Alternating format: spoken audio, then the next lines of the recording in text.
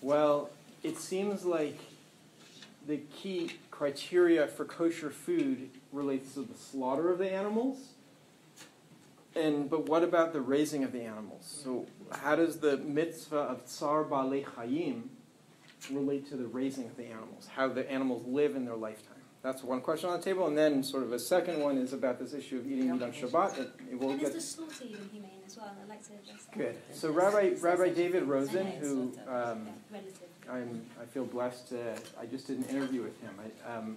My organization is publishing a series of video interviews and also blog posts with Rabbi Rosen and Rabbi Daniel Sperber, who's another, he's the head of the Talmud department at Bar Ilan University in Israel and a rabbi in the Old City of Jerusalem. He actually learned in Manchester. Both of them, interestingly, are from the United Kingdom, which is, that's a contribution of British Jewry to the world today, is Rabbi Rosen and Rabbi Sperber. It's like, ashreichem. Praiseworthy are you. So in relation to your question, so Rabbi Rosen says that the current forms of slaughter are also not acceptable from a perspective of Jewish law, because in his experience as a kosher certifier in South Africa, he witnessed on many occasions that that they stun the animals with these electronic prods before slaughtering them, because a bull or a cow, I mean, these are huge animals. It's like you don't want to and then you're killing it. You're taking a knife, and so one of the methods is they stun them, and So there's a man in the slaughterhouse with these electronic prods, but because it's industrial production, his job is to stun like an animal every 20 seconds. And what Rabbi Rosen said is that some of the times he is not successful. That's point A. And point B, Rabbi Rosen points out, is that it's forbidden according to Jewish law in the slaughter process for an animal to see blood of another slaughtered animal, or for an animal to witness the slaughter of another animal. It's just going back to these 7 sources of God cares about this. That's clear from our tradition. And yet, in many kosher slaughterhouses, that happens because there is a fundamental incompatibility between the industrial production and consumption of animal products and the Jewish values that are contained in our tradition. And that realization is what led Rabbi Rosen and 100 other rabbis to become vegans. And so in relation to the second point, okay, and the principle, I mean, and this is also, if you were to get in an argument with a rabbi who has a narrow-minded view on these issues about, why doesn't Jewish law apply to, chickens in a cage? It never touches the ground, it's debeaked. There's all these bad things that are happening in chicken. Isn't that cruel? But our tradition says be nice to animals. And at the end of the day, it's at this point it's really not even about the minutia of halacha, of does halacha forbid the pulverizing of baby chicks? Isn't that tsar ba'alei chayim? And it's where does it say that? For God's sake, it's not acceptable to have billions of chickens. Putting metal rods into the udders of cows to increase the flow of milk, for example, production of milk. But a lot of these issues, the mainstream Batadin and Poskin, they found ways around everything. And Tsar ba'alei chayim is translated or is understood as not unnecessary suffering, so that there you got the word unnecessary suffering. And then it becomes, economic factors outweigh the suffering issues. And this is the frustrating thing. In reality, there's no major halakhic authority in the world will come on the side that you're coming down. They're all saying, they all find the loopholes, but economics, but this, but that. People need to have chicken on the Friday night table, so we need to make it affordable. And so I'm not saying it's a lost cause, but there needs to be the right people in the right places. Rabbi Rosen, who I know very well, and Rabbi Sperber are not really regarded by Poskim as anyone to listen to. So Nachon, Rabbi Herschel Schachter, who's one of the Rosh Yeshiva of Yeshiva University, which is one of the prominent Orthodox institutions in America, he doesn't drink milk because he's of the view that the milk in America is not kosher because the cow's lungs are punctured. They have defects in their lungs based on the way they're treated. So Rabbi Schachter, who is a prominent posek, I agree with you though that the rabbis who are speaking about this are lone wolves, and it's definitely not a mainstream issue. Because we're talking about like meta halacha, right? Like from a meta halachic perspective, it's kind of obvious that this stuff should be treif, Right. but in reality, the meta halacha doesn't get addressed by the poskim, and it's just the ways of and I've seen the whole response on why it's okay to have the rod in the cow's thing, and it's just basically economics. No, but that's the moment in history that we're in right now, which is, because to be honest, the crisis of the earth and the cry of the earth and the degradation of the earth and of the animals together with it, it's a crisis of religion in a very deep way, even more than the factory farms and more than the climate emissions and airplanes and all these other things. It's really not even about those things. At a deeper level, what's happening here is about spirituality. It's about the human being and how we live as spiritual beings in a physical reality. And if the major poskim of this generation and last generation are not willing to say anything about this, and it's about animal welfare or about climate change or about ecology general because it's considered a liberal issue, then, and it's not just within the Jewish community, but it's also among many conservative Catholics, and I'm actually leaving in 15 minutes to have an interfaith meeting at a mosque in Birmingham with England's largest Muslim environmental organization. If anyone wants to come, then you're welcome to join me at the lobby at 5:25.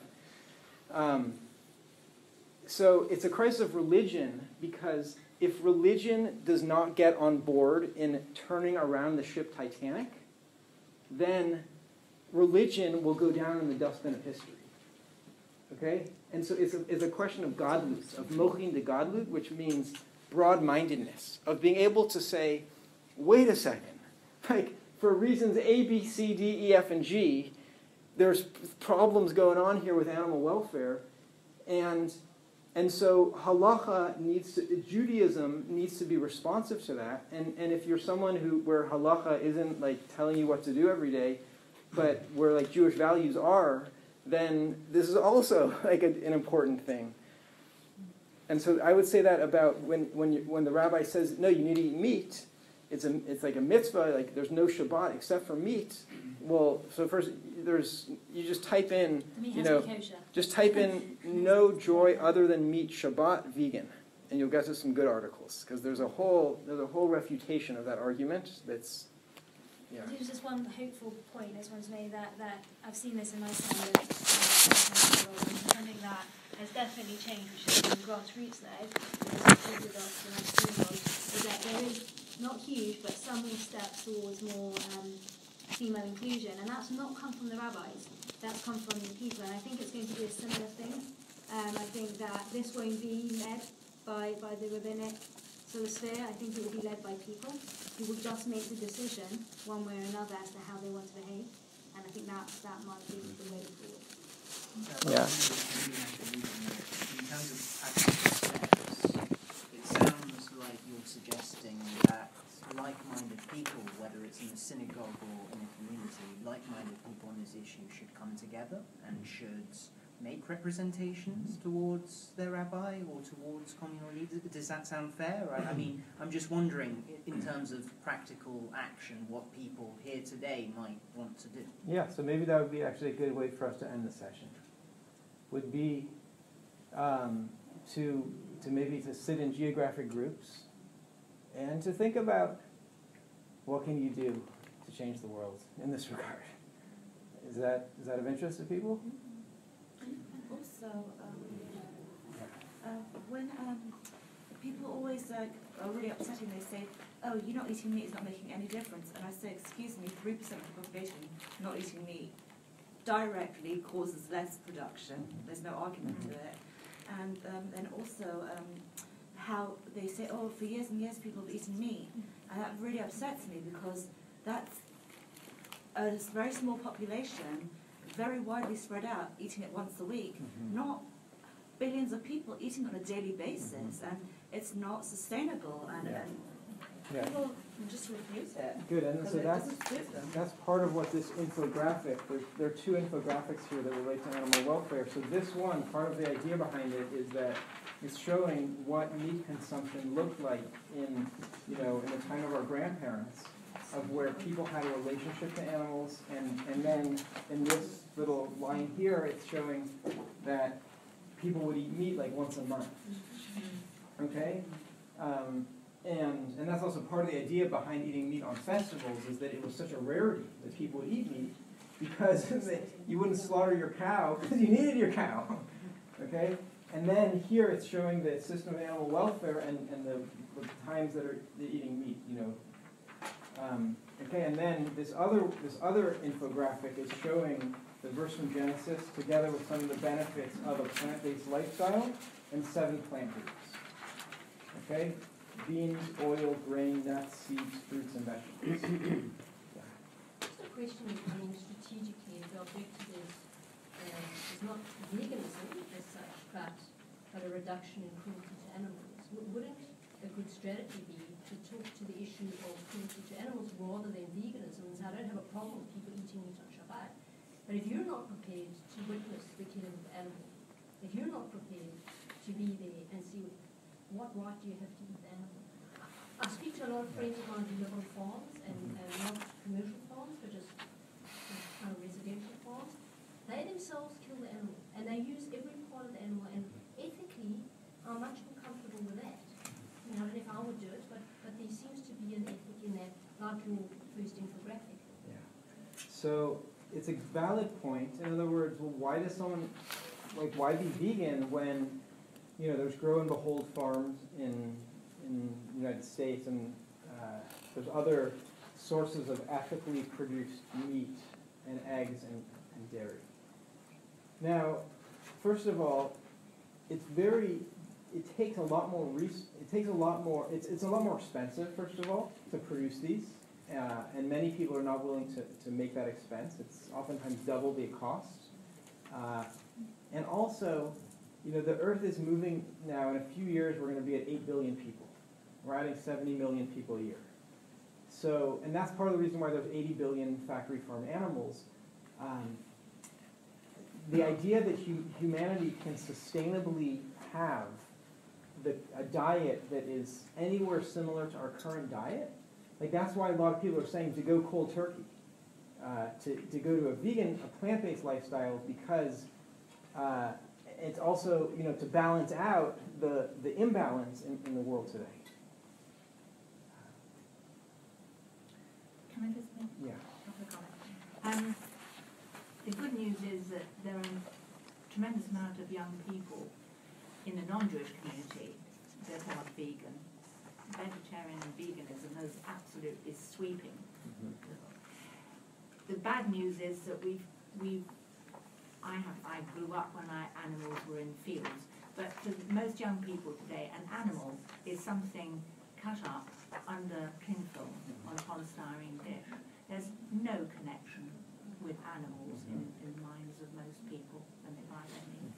And it is, in my opinion, I'm the administrator of an Orthodox shul, the predominant thing is the slaughtering of the animal, not what happened to the animal. And also, this is not to do with veganism, but my other horror in life is the use of palm oil in virtually all kosher products. It's cost. Let's go for the cheapest, never mind if it wipes out natural plantations and other people's livelihoods from what was there before. It's palm oil. It's absolutely appalling. Yeah, and so we had a panel on Shabbat that touched on eco-kashrut, which is what does it mean to make our food consumption more ethical, more conscious. So that's a big part of it, is really thinking about what's the ecological footprint of my food consumption, and taking that a step further. Okay, so maybe we'll have one more question. Yeah. I just wanted to say that I'm sorry to have to say this, but it seems to me that the Jewish community's got a bit left behind on all of this. Everyone else has overtaken us. We used to be very interested in food. We're still interested in food, but it's not very healthy. Kosher food is really not very healthy, and no thought has gone into it from an ecological, environmental perspective. And I'm coming back to the same point again. I'm afraid even amongst young Jewish people, there's not many of you here. There's not many people here, are there? Not many people here. Not many Jewish people, and it should be a core Jewish value. Okay, so I'll end you with two thoughts. One is that Tel Aviv is the vegan capital of the world. It is the highest per capita vegan population, and Jerusalem now has a number of vegan restaurants where there's kosher vegan food, and so there is a real growth of of vegan food in Israel, which is very heartening to see. Plus, that the national food of Israel, falafel, which is also the national food of Lebanon and Syria and Egypt, is vegan. Okay, so there is and just the fact that we're here, I'm actually very heartened. The last time I was at Limmud 8 years ago, on average, 2 people came to my sessions. So I'm actually very glad that you came. In one case, no one came. So I'm very happy that you're here. And I'll just leave you with a story, which is that a little boy came to an elder woman with a bird in his hands. It's a story that Toni Morrison tells. And the boy has a bird in his hands, and he says to the woman, "Can you tell me whether the bird in my hands is alive or dead?" And the woman realizes that the boy is trying to play a trick on her. Because if she says that the bird is dead, then the boy is going to open his hands, and the bird is going to fly out. And while he may have fulfilled the mitzvah of shooing away the mother bird, but he'll show that she's wrong, because she said it was going to be dead, but then it's alive. And if she says that the bird is alive, then he's going to close his hands and crush the bird. And either way, she's going to be wrong. He's got her coming and going. So she thinks to herself for a minute, and she says to the little boy, "I don't know whether the bird in your hands is alive or dead. All I know is that the fate of the bird is in your hands." Mm-hmm. And that's true for us. All we can do at this key moment in history is what we can do. As Arundhati Roy said, all we can do is fight specific wars in specific ways. So I bless us that we should gather our strengths inside and together and make the world a better place.